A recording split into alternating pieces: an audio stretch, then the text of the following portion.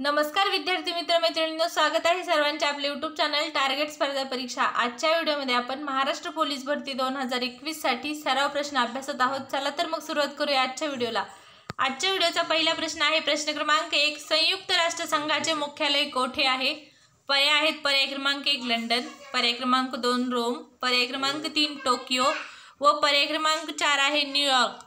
तर या प्रश्नाचे योग्य उत्तर आहे पर्याय क्रमांक 4 न्यूयॉर्क या ठिकाणी संयुक्त राष्ट्र संघाचे मुख्यालय आहे। प्रश्न क्रमांक 2, लीप वर्षात वर्षाचे किती दिवस असतात? पर्याय आहेत पर्याय क्रमांक 1 366, पर्याय क्रमांक 2 365, पर्याय क्रमांक 3 360 व पर्याय क्रमांक 4 आहे 370। तर या प्रश्नाचे योग्य उत्तर आहे पर्याय क्रमांक 1 366 एवढे दिवस लीप वर्षाच्या वर्षामध्ये असतात। म्हणजेच लीप वर्षामध्ये एकूण दिवस 366 एवढे असतात। तर साधारण वर्षामध्ये वर्षाचे एकूण दिवस 365 एवढे असतात। फक्त लीप वर्षामध्ये 29 फेब्रुवारी हा एक जास्तीचा दिवस असल्यामुळे लीप वर्षाचे एकूण दिवस 366 एवढे दिवस असतात। प्रश्न क्रमांक 3, धर्मतरची खाडी कोणत्या जिल्ह्यात आहे? पर्याय आहेत पर्याय क्रमांक 1 रायगड, पर्याय क्रमांक 2 सिंधुदुर्ग, पर्याय क्रमांक 3 रत्नागिरी व पर्याय क्रमांक 4 आहे नांदेड। तर या प्रश्नाचे योग्य उत्तर आहे पर्याय क्रमांक 1 रायगड या जिल्ह्यामध्ये धर्मतरची खाडी आहे। प्रश्न क्रमांक 4, महाराष्ट्रात कोणत्या ठिकाणी विमानांचा कारखाना आहे? पर्याय आहेत पर्याय क्रमांक 1 पुणे, पर्याय क्रमांक 2 सातारा, पर्याय क्रमांक 3 औरंगाबाद, पर्याय क्रमांक 4 ओझर। तर या प्रश्नाचे योग्य उत्तर आहे पर्याय क्रमांक 4 महाराष्ट्रामध्ये नाशिक ओझर या ठिकाणी मिग विमानांचा कारखाना आहे। तर या प्रश्नाचे उत्तर आहे ओझर या ठिकाणी महाराष्ट्रामध्ये मिग विमानांचा कारखाना आहे। प्रश्न क्रमांक 5, गुलामगिरी हे पुस्तक कोणी लिहिले? पर्याय आहेत पर्याय क्रमांक 1 महात्मा फुले, पर्याय क्रमांक 2 सावित्रीबाई फुले, पर्याय क्रमांक 3 गोपाळ गणेश आगरकर व पर्याय क्रमांक 4 आहे न्यायमूर्ती रानडे। तर या प्रश्नाचे योग्य उत्तर आहे पर्याय क्रमांक 1 महात्मा फुले यांनी गुलामगिरी हे पुस्तक लिहिलेले आहे। प्रश्न क्रमांक 6, भोपाळमध्ये झालेली विषारी वायू दुर्घटना कोणत्या गळतीमुळे झाली? प्रश्न क्रमांक 6 आहे भोपाळमध्ये झालेली विषारी वायू दुर्घटना कोणत्या विषारी वायूच्या गळतीमुळे झाली होती? पर्याय आहेत पर्याय क्रमांक 1 ऑक्सिजन, पर्याय क्रमांक 2 क्लोरीन, पर्याय क्रमांक 3 अमोनिया, पर्याय क्रमांक 4 आहे मिथिलाइन आयसोसायनाइट। पर्याय आहे या प्रश्नाचे योग्य उत्तर आहे पर्याय क्रमांक 4 मिथिलाइन आयसोसायनाइट या विषारी वायूच्या दुर्घटनेमुळे गळतीमुळे भोपाळमध्ये विषारी वायू दुर्घटना घडली होती। प्रश्न क्रमांक 7, आवाजाची तीव्रता मोजण्याचे एकक कोणते? पर्याय आहेत पर्याय क्रमांक 1 एम्पियर, पर्याय क्रमांक 2 कॅलरी, पर्याय क्रमांक 3 डेसिबल व पर्याय क्रमांक 4 आहे वॅट। तर या प्रश्नाचे योग्य उत्तर आहे पर्याय क्रमांक 3 आवाजाची तीव्रता मोजण्याचे एकक डेसिबल हे आहे। प्रश्न क्रमांक 8, भारतातील पहिले फील्ड मार्शल कोण आहेत? पर्याय आहेत पर्याय क्रमांक 1 जनरल करिअप्पा, पर्याय क्रमांक 2 जनरल महेश, पर्याय क्रमांक 3 जनरल वीरेंद्र व पर्याय क्रमांक 4 आहे राजेंद्र सिंहजी। या प्रश्नाचे योग्य उत्तर आहे पर्याय क्रमांक 1 जनरल करिअप्पा हे भारतातील पहिले फील्ड मार्शल आहेत। प्रश्न क्रमांक 9, झारखंड या राज्याची राजधानी कोणती? पर्याय आहेत पर्याय क्रमांक 1 रांची, पर्याय क्रमांक 2 भोपाळ, पर्याय क्रमांक 3 कोलकाता, पर्याय क्रमांक 4 चंदीगड। तर या प्रश्नाचे योग्य उत्तर आहे पर्याय क्रमांक 1 रांची। झारखंड या राज्याची राजधानी रांची ही आहे। प्रश्न क्रमांक 10, सूर्यमालेतील सर्वात लांबचा ग्रह कोणता? पर्याय आहेत पर्याय क्रमांक 1 बुध, पर्याय क्रमांक 2 मंगळ, पर्याय क्रमांक 3 नेपच्यून व पर्याय क्रमांक 4 आहे गुरु। तर या प्रश्नाचे योग्य उत्तर आहे पर्याय क्रमांक 3 नेपच्यून। नेपच्यून हा सूर्यमालेतील सर्वात लांबचा ग्रह आहे। तर गुरु ग्रह हा सूर्यमालेतील सर्वात मोठा ग्रह आहे। तर आपला आजचा प्रश्न आहे 10वा प्रश्न, सूर्यमालेतील सर्वात लांबचा ग्रह कोणता? तर नेपच्यून हा ग्रह सर्वात लांबचा आहे। प्रश्न क्रमांक 11, सनी डेज या पुस्तकाचे लेखक कोण आहेत? पर्याय आहेत पर्याय क्रमांक 1 सुनील गावस्कर, पर्याय क्रमांक 2 सचिन तेंडुलकर, पर्याय क्रमांक 3 रवी शास्त्री, पर्याय क्रमांक 4 कपिल देव. तर या प्रश्नाचे योग्य उत्तर आहे पर्याय क्रमांक 1 सुनील गावस्कर हे सनी डेज या पुस्तकाचे लेखक आहेत. प्रश्न क्रमांक 12, भारतीय राज्यघटना केव्हा लागू करण्यात आली? पर्याय आहेत पर्याय क्रमांक 1 29/11/1947, पर्याय क्रमांक 2 आहे 29/8/1947, पर्याय क्रमांक 3 आहे 15/8/1947 व पर्याय क्रमांक 4 आहे 26/1/1950. तर या प्रश्नाचे योग्य उत्तर आहे पर्याय क्रमांक 4 26/1/1950 म्हणजे 26 जानेवारी 1950 या दिवशी भारतीय राज्यघटना लागू करण्यात आलेली आहे. भारतीय राज्यघटना ही 26 नोव्हेंबर 1949 मध्ये स्वीकारण्यात आली तर 26 जानेवारी 1950 मध्ये लागू करण्यात आली. प्रश्न क्रमांक 13, मध्य रेल्वेचे मुख्यालय कोठे आहे? पर्याय आहेत पर्याय क्रमांक 1 मुंबई, पर्याय क्रमांक 2 कलकत्ता, पर्याय क्रमांक 3 हैदराबाद व पर्याय क्रमांक 4 आहे खरगपूर. तर या प्रश्नाचे योग्य उत्तर आहे पर्याय क्रमांक 1 मुंबई. मुंबई या ठिकाणी मध्य रेल्वेचे मुख्यालय आहे. प्रश्न क्रमांक 14, इंडियन मिलिटरी अकॅडमी कोठे आहे? पर्याय आहेत पर्याय क्रमांक 1 डेहराडून, पर्याय क्रमांक 3 दिल्ली, पर्याय क्रमांक 3 नाशिक, पर्याय क्रमांक 4 हैदराबाद. तर या प्रश्नाचे योग्य उत्तर आहे पर्याय क्रमांक 1 डेहराडून या ठिकाणी इंडियन मिलिटरी अकॅडमी आहे. तर महाराष्ट्र पोलीस अकॅडमी ही नाशिक या ठिकाणी आहे व इंडियन मिलिटरी अकॅडमी डेहराडून या ठिकाणी आहे. हा प्रश्न नीट लक्षात ठेवा. प्रश्न क्रमांक 15, मराठी भाषेतील पहिले वृत्तपत्र कोणते? पर्याय आहेत पर्याय क्रमांक 1 केसरी, पर्याय क्रमांक 2 सुधारक, पर्याय क्रमांक 3 महाराष्ट्र दर्शन व पर्याय क्रमांक 4 आहे दर्पण. तर या प्रश्नाचे योग्य उत्तर आहे पर्याय क्रमांक 4 दर्पण. मराठी भाषेतील पहिले वृत्तपत्र दर्पण हे आहे. प्रश्न क्रमांक 16, भारताचे सध्याचे उपराष्ट्रपती कोण आहेत? पर्याय आहेत पर्याय क्रमांक 1 मोहम्मद हमीद अन्सारी, पर्याय क्रमांक 2 आहे सुमित्रा महाजन, पर्याय क्रमांक 3 आहे रामनाथ कोविंद व पर्याय क्रमांक 4 आहे व्यंकय्या नायडू. तर या प्रश्नाचे योग्य उत्तर आहे पर्याय क्रमांक 4 व्यंकय्या नायडू हे सध्या आपल्या भारतीय देशाचे उपराष्ट्रपती आहेत. तर राष्ट्रपती आहेत रामनाथ कोविंद.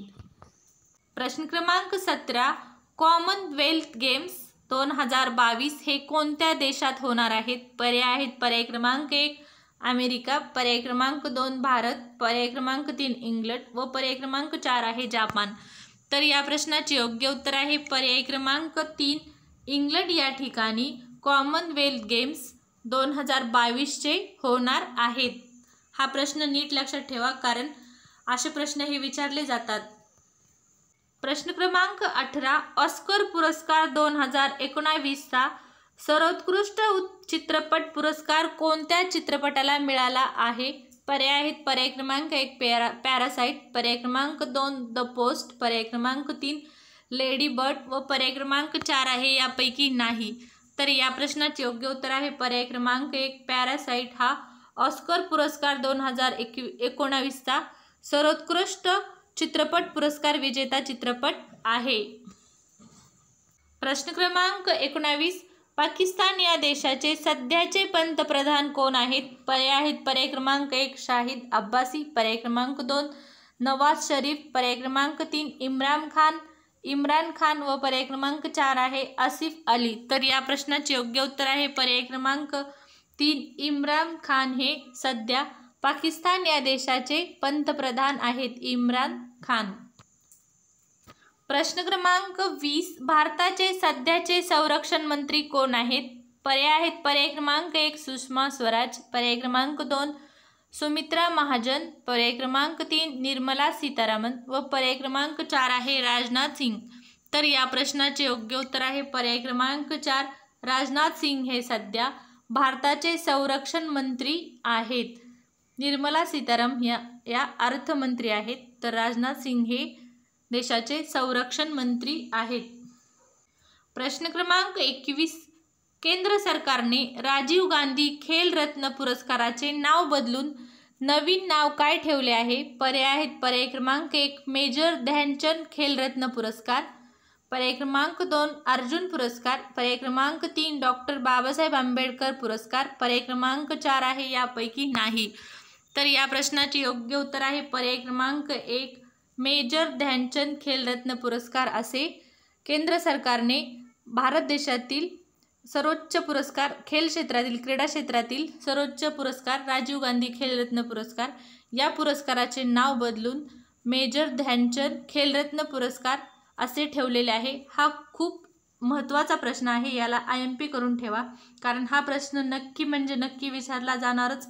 कारण क्रीडा क्षेत्रातील राजीव गांधी हा सर्वात मोठा पुरस्कार आहे आणि यावर्षी याच पुरस्काराचे आपल्या देशाचे श्री पंतप्रधान नरेंद्र मोदी यांनी नाव बदलून मेजर ध्यानचंद खेलरत्न पुरस्कार असे ठेवलेले आहे। म्हणून हा खूप महत्त्वाचा पुरस्कार म्हणजे महत्त्वाचा प्रश्न आहे, नीट लक्षात ठेवा।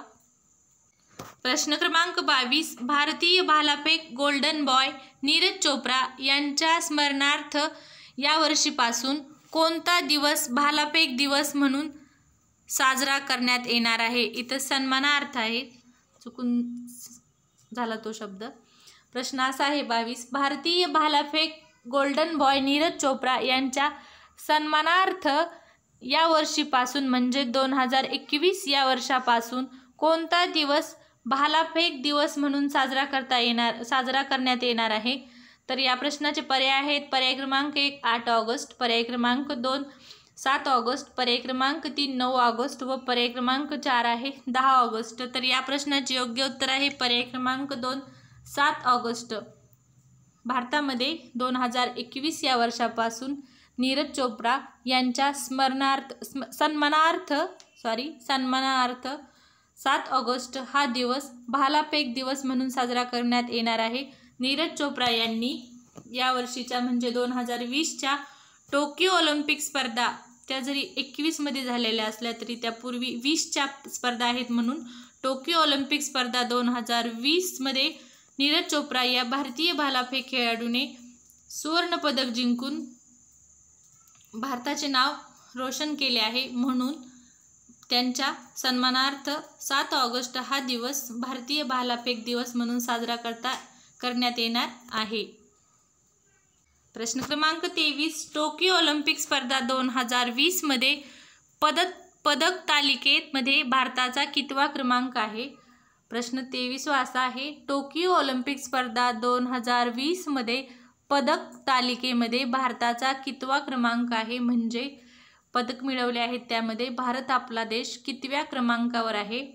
तर पर्याय आहेत पर्याय क्रमांक 1 45, पर्याय क्रमांक 2 46, पर्याय क्रमांक 3 आहे 47 व पर्याय क्रमांक 4 आहे 48।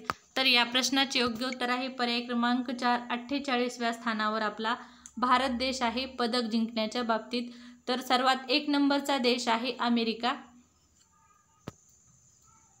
प्रश्न क्रमांक 24 टोकियो ऑलिम्पिक स्पर्धा 2020 मध्ये सुवर्ण पदक विजेते खेळाडू नीरज चोप्रा हे कोणत्या राज्याचे आहेत? पर्याय आहेत पर्याय क्रमांक 1 मणिपूर, पर्याय क्रमांक 2 हरियाणा, पर्याय क्रमांक 3 राजस्थान, पर्याय क्रमांक 4 पश्चिम बंगाल। तर या प्रश्नाचे योग्य उत्तर आहे पर्याय क्रमांक 2 हरियाणा। भारतीय भालाफेक खेळाडू नीरज चोप्रा यांनी टोकियो ऑलिम्पिक स्पर्धा 2020 मध्ये सुवर्ण पदक मिळवले आहे व ते हरियाणा या राज्याचे आहेत। प्रश्न क्रमांक 25 या व्हिडिओचा शेवटचा प्रश्न राष्ट्रीय युवा दिन कधी साजरा केला जातो? पर्याय आहेत पर्याय क्रमांक 1 स्वामी विवेकानंद। प्रश्न असा आहे राष्ट्रीय युवा दिन कोणाच्या स्मरणार्थ साजरा केला जातो व कधी साजरा केला जातो? इथं टाईप झालं नाही।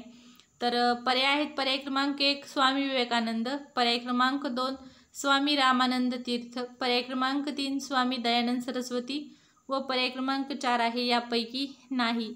तर या प्रश्नाचे योग्य उत्तर आहे पर्याय क्रमांक 1 स्वामी विवेकानंद यांच्या स्मरणार्थ 12 जानेवारी या दिवशी राष्ट्रीय युवा दिन साजरा केला जातो। या व्हिडिओमध्ये इतकेच। व्हिडिओ आवडल्यास नक्कीच व्हिडिओ लाईक करा, शेअर करा व चॅनल आत्तापर्यंत सबस्क्राईब केले नसेल तर चॅनल सबस्क्राईब करा, कारण आपल्या चॅनलवर आपण पोलीस भरतीचा तसेच सर्व स्पर्धा परीक्षेचा अभ्यास करत आहोत. या व्हिडिओमध्ये इतकेच. धन्यवाद.